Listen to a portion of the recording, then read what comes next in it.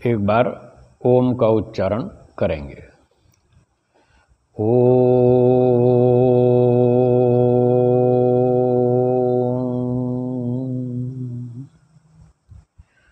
उपस्थित धर्म प्रेमी सज्जनों, माताओं और बहनों, आर्योदेश्य रत्नमाला पुस्तक का अध्ययन हम कर रहे थे। अब तक 59 सिद्धांतों पर चर्चा हो गई। अब 60वां शुरू करेंगे। 60वां सिद्धांत है विद्या पुस्तक। जो ईश्वरोक्त सनातन सत्य विद्यामय 4 वेद हैं, उनको विद्या पुस्तक कहते हैं।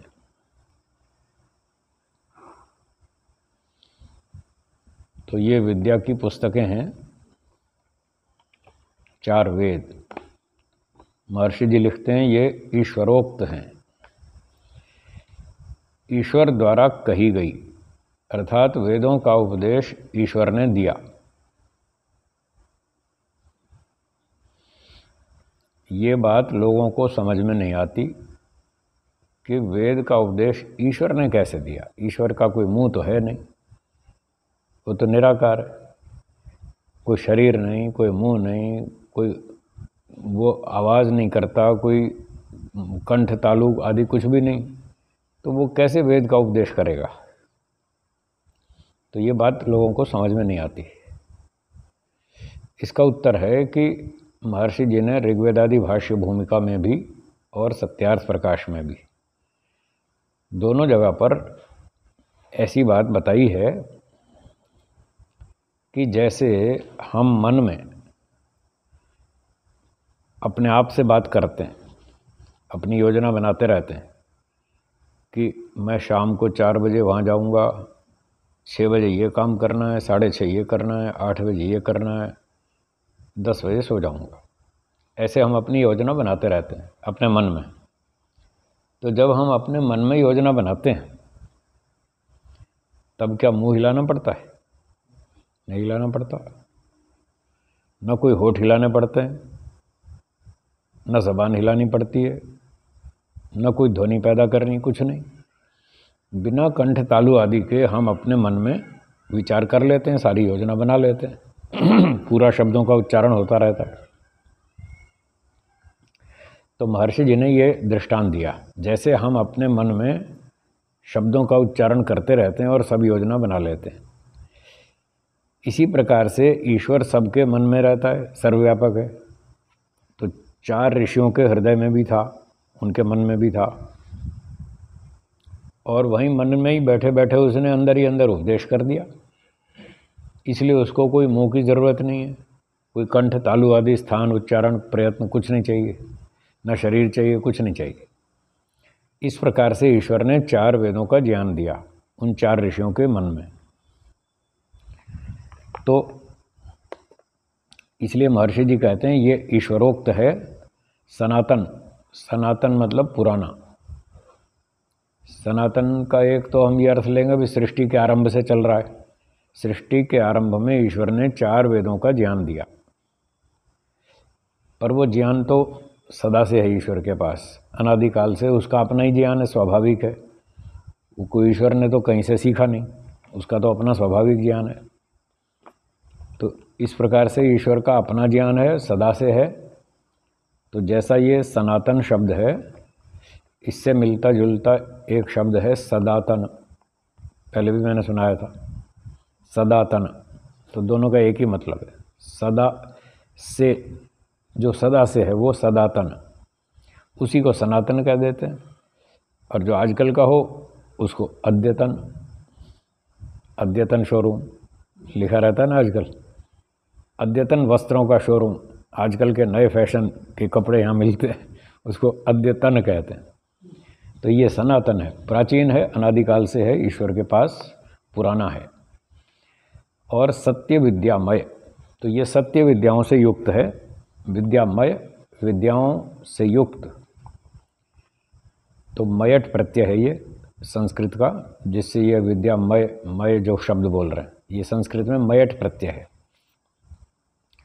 तो मयट प्रत्यय विकार अर्थ में भी होता है और प्रचुर अर्थ में भी होता है, दोनों में होता है। तो जिसमें अधिकता हो, प्रचुर माने अधिकता, तो जिसमें खूब अधिक सत्य विद्या है, सत्य ही है, झूठ तो है ही नहीं, सारी विद्याएं सत्य हैं, तो इसलिए सत्य विद्याओं से युक्त है ये 4 वेद। ईश्वर शुद्ध है, स्वरूप से शुद्ध है, उसका ज्ञान भी शुद्ध है, उसका विचार सारा शुद्ध है, आचरण भी शुद्ध है, उसका सब कुछ शुद्ध है, कर्म भी शुद्ध है, सब कुछ ठीक है उसका। तो जब उसका ज्ञान शुद्ध है, विचार शुद्ध है, आचरण व्यवहार सारा शुद्ध है, तो क्या वो झूठ बोलेगा? झूठ नहीं बोलेगा वो। तो ईश्वर ने 4 वेद का उपदेश दिया, ईश्वर ने बोला तो फिर झूठ तो बोलता नहीं वो, जो भी बोलता है सच बोलता है। इसलिए इन 4 वेदों में सत्य विद्याएं हैं। ये सत्य विद्याओं की पुस्तक है। संस्कृत में हम पुस्तक शब्द पुल्लिंग और नपुंसक लिंग दोनों लिंगों में है, और हिंदी में स्त्रीलिंग में। तो हम हिंदी बोलते हैं तो उसकी पुस्तक कह देते हैं भाई वो फलानी पुस्तक ले आना है, वो गणित की पुस्तक ले आना, वेद की पुस्तक ले आना, वहाँ हम की बोल देते हैं हिंदी भाषा में, क्योंकि ये स्त्रीलिंग में बोला जाता है पुस्तक शब्द हिंदी में। संस्कृत में पुल्लिंग और नपुंसक लिंग दोनों लिंगों में। तो महर्षि दयानंद जी ने आर्य समाज का तीसरा नियम बनाया, उसमें कुछ पुल्लिंग में लिख दिया। वे सब सत्य विद्याओं का पुस्तक है, उन्होंने संस्कृत के हिसाब से लिख दिया। अब लोग उसको भी तोड़ मरोड़ कर देते हैं, वे सब सत्य विद्याओं की पुस्तक है, वो की बना देते हैं। उन बेचारों को पता नहीं है ना। तो जो महर्षि ने लिखा है वो ठीक लिखा है, उसको बदल नहीं सकते हम, उसी तरह से बोलना चाहिए। वेद सब सत्य विद्याओं का पुस्तक है। वेद का पढ़ना, पढ़ाना, सुनना, सुनाना सब आर्यों का परम धर्म है। तो वेद सत्य विद्याओं का पुस्तक है, इसलिए इसको विद्या पुस्तक कहते हैं। अब सत्य विद्याओं का उपदेष्टा ईश्वर है, ये बात पहले नियम में बताई थी। आर्य समाज के पहले नियम में सब सत्य विद्या और जो पदार्थ विद्या से जाने जाते हैं उन सब का आदि मूल परमेश्वर है। तो सत्य विद्याओं का आदि मूल परमेश्वर है। वो सत्य विद्याएं कहाँ हैं? वेद में। तीसरे नियम में लिखा है वेद सब सत्य विद्याओं का पुस्तक है। तो इन 2 बातों को जोड़ेंगे तो तीसरी अपने आप निकल आई कि वेद ईश्वर का वचन है। सत्य विद्याओं का आदि मूल परमेश्वर है और वो सत्य विद्याएं वेद में, तो वेद ईश्वर का वचन हो गया। तो वेद इसलिए ईश्वर का वचन है कि प्रारंभ में जो लोग मनुष्य थे वो सारे ऐसे ही थे, अनाड़ी थे, उनको कुछ पता तो था ही नहीं। मनुष्य का अपना स्वाभाविक ज्ञान नहीं है, उसको सिखाना पड़ता है। बहुत थोड़ा ज्ञान है उसका अपना स्वाभाविक, उतने से उसका काम नहीं चलता। उसको उठना बैठना बोलना खाना पीना कुछ नहीं आता, सब कुछ सिखाना पड़ता है। तो जब बैठना उठना बोलना भी नहीं आता तो मकान तो क्या बनाएगा, रेलगाड़ी तो क्या बनाएगा, वो तो बहुत साइंस और टेक्नोलॉजी चाहिए। इसलिए ईश्वर ने सृष्टि के आरंभ में 4 वेदों में ये सारी विद्याएं बताई। सड़क कैसे बनानी, बिजली कैसे बनानी, खेती कैसे करनी, कार कैसे बनानी, विमान कैसे बनाना, ट्रेन कैसे बनानी, हिसाब कैसे लिखना, बोलचाल कैसे करनी, आपस में व्यवहार कैसा करना, राजा प्रजा, गुरु शिष्य, माता पिता, पति पत्नी, भाई बहन, पड़ोसी पड़ोसी, ग्राहक दुकानदार, सारे व्यवहार बताए उन्होंने इन वेदों में। और सारी विद्याएं बताई कि ये सारे काम कैसे होंगे। इसलिए वेद ईश्वरोक्त सत्य विद्यामय 4 पुस्तकें हैं, इनको विद्या की पुस्तक कहा जाता है। अगला सिद्धांत है 61। आचार्य। जो श्रेष्ठ आचार को ग्रहण करा के सब विद्याओं को पढ़ा देवे उसको आचार्य कहते हैं। तो आचार्य का मतलब है जो आचरण सिखावे, और सिर्फ आचरण नहीं सिखाए, विद्या भी पढ़ाए, थ्योरी भी पढ़ाए और प्रैक्टिकल भी, दोनों काम करवाए, वो आचार्य है। तो श्रेष्ठ आचार को ग्रहण करा के, ये आचार को ग्रहण कराता है इसलिए इसको आचार्य बोलते हैं। तो विद्यार्थियों को जो उठना बैठना, बोलना चालना, चलना फिरना, लेना देना, बातचीत करना, सभ्यता की अच्छी भाषा सिखाना और सारे व्यवहार सिखाता है। इस तरह से बताता है ये अच्छा काम है, ये ठीक नहीं है, ये गलत है, ये करना, ये नहीं करना, ऐसे करना, ऐसे करोगे समय कम लगेगा, आउटपुट अच्छी आएगी, क्वालिटी अच्छी होगी। तो ऐसे सारी बातें जो सिखाता है, आचार विचार व्यवहार भी सिखाता है, साथ में विद्याओं को पढ़ाता भी है, शास्त्रों को भी पढ़ाता है। तो उसका नाम आचार्य है। तो ये सब पढ़ने सीखने के लिए साथ में रहना ज़रूरी है। कभी कभी हम जाते हैं परिवारों में भोजन के लिए, प्रवचन के लिए, तो कभी कभी लोग हमसे पूछते हैं गुरुजी हमारा कोई दोष बताओ। हम कहते हैं क्या बताएं, अब आधे घंटे में क्या दोष बताएंगे। आपके साथ रहें, उठें बैठें, 2-4 दिन साथ में रहें, तब तो पता चले ना कहाँ क्या दोष है। ऐसे क्या पता चले। 1-2 दिन तो लोग वैसे ही फॉर्मेलिटी कर लेते हैं, वो असलियत सामने आने ही नहीं देते। इतना अच्छा नाटक करते हैं जैसे उनमें बिल्कुल कोई दोष है ही नहीं। तो 1-आध घंटे में कोई दोष का पता नहीं चलता। जब साथ में रहें लंबे समय तक तब पता चलता है कि किस में क्या दोष है, क्या गुण है। गुण भी सामने आते हैं, दोष भी सामने आते हैं, साथ में रहने से आते हैं। तो आचार्य का काम है विद्यार्थी के दोष पकड़ना। विद्यार्थी का काम नहीं है कि अपने पड़ोसी के दोष पकड़ना। वो इसने पकड़ लिया तो मारा जाएगा, नुकसान उठाएगा।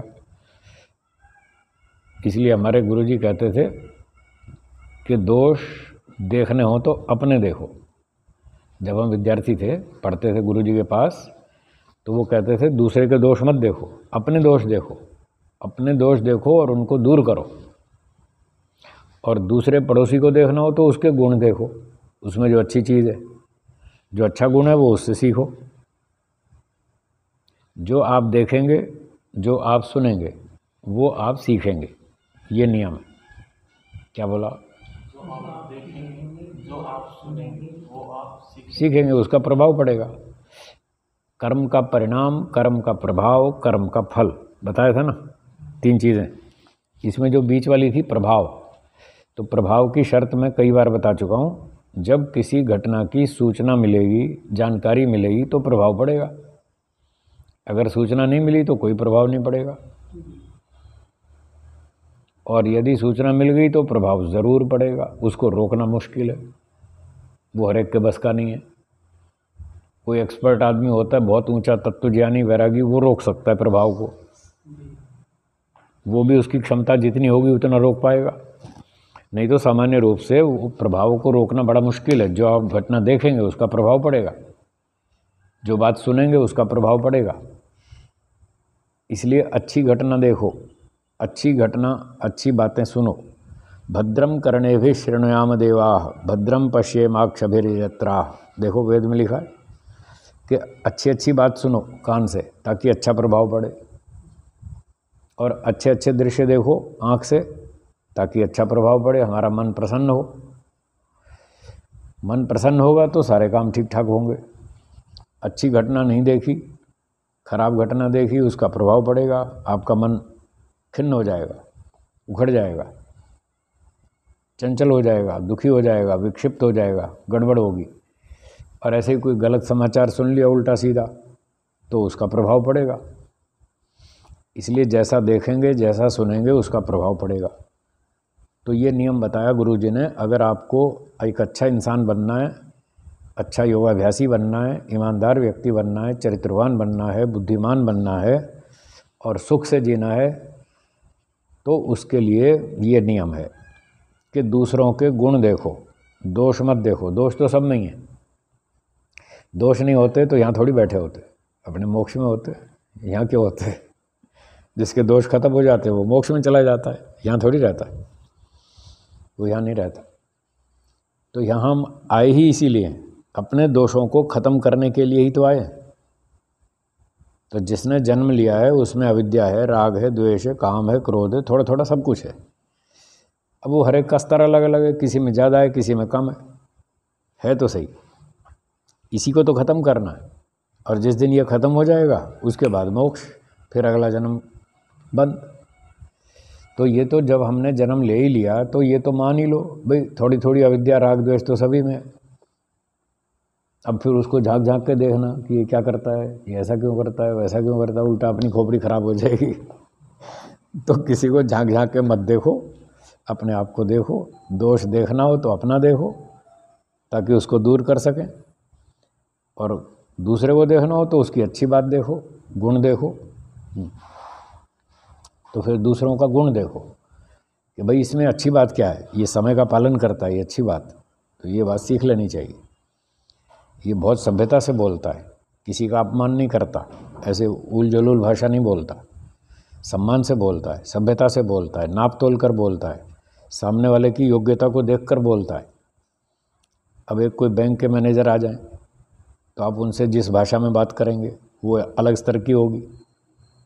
कोई बैंक का चपरासी आ गया तो उसके साथ आप अलग ढंग से बात करेंगे।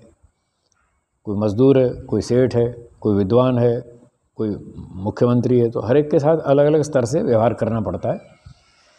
तो जो सभ्य व्यक्ति होगा, बुद्धिमान होगा, वो बहुत नाप तोल करके बोलेगा और सामने वाले की योग्यता को, स्थिति को देख करके बोलेगा। तो एक व्यक्ति ऐसा बोलता है तो वो उसमें अच्छा गुण है, वो उससे सीख लो। तो ऐसे दूसरों के अच्छी अच्छी बातें देखो और वो सीखते रहो। और जो दोष कहीं दिख जाए, वैसे तो देखो नहीं, फिर भी उठते बैठते कहीं दिख जाता है तो उसको इग्नोर करो, उसकी उपेक्षा करो, उसको छोड़ो, उस पर ज़्यादा विचार नहीं करना, नहीं तो अपना विचार बिगड़ जाएगा। इसलिए गुरुजी सिखाते थे कि दूसरों के गुण देखो और अपने दोष देखो, ताकि आप गुण देखेंगे तो गुण सीखेंगे, उसका प्रभाव पड़ेगा, और दोष देखेंगे तो वो दोष आप में आ जाएगा। थोड़े दिनों में वही दोष आप करने लग जाएंगे जिसका वो खंडन करते थे आप कि ये बहुत आलसी है, ये टाइम पर नहीं आता। थोड़े दिनों में वही आलस्य का दोष आप में आ जाएगा, आप खुद आलसी हो जाएंगे और आप क्या सोचेंगे, ये सारे लोग ऐसे हैं तो फिर मैं भी इतनी जल्दी क्या करूँगा, जाके आ रहे हैं वो भी आ जाएंगे, हम भी पहुंच जाएंगे आराम से, फिर वही दोष अपने अंदर आ जाएगा। इसलिए कहा दूसरों के दोष मत देखो। तो आचार्य का काम ये है, वो अपने दोष देखकर ठीक कर चुका। उसने लंबी तपस्या की वर्षों तक। पहले जब वो विद्यार्थी था तब उसने ये काम किया, अपने दोष देखे और एक एक करके सब दूर किए।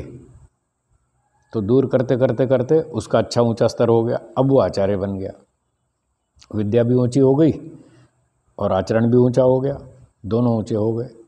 तब उसको आचार्य पद दे दिया, उसको अधिकार दे दिया, भाई अब आप बैठो और इनको पढ़ाओ और सिखाओ, जहाँ ये गलती करते हैं उनको समझाओ कि ऐसे नहीं करना, ऐसे करना। तो इस प्रकार से आचार्य का अच्छा ऊंचा स्तर होता है। वो अपने दोष दूर कर चुका है, इसलिए उसको ये अधिकार दिया गया कि अब आप दूसरों के दोष देखो और उनको दूर करो। उनसे द्वेष नहीं करना, उनसे घृणा नहीं करना, उन पर झगड़ा नहीं करना, और मन को शुद्ध रखना और उनकी शुद्धि करना, अपनी भी शुद्धि रखना, दूसरे की भी शुद्धि करना। इस प्रकार से जो सिखाता है उसका नाम आचार्य है।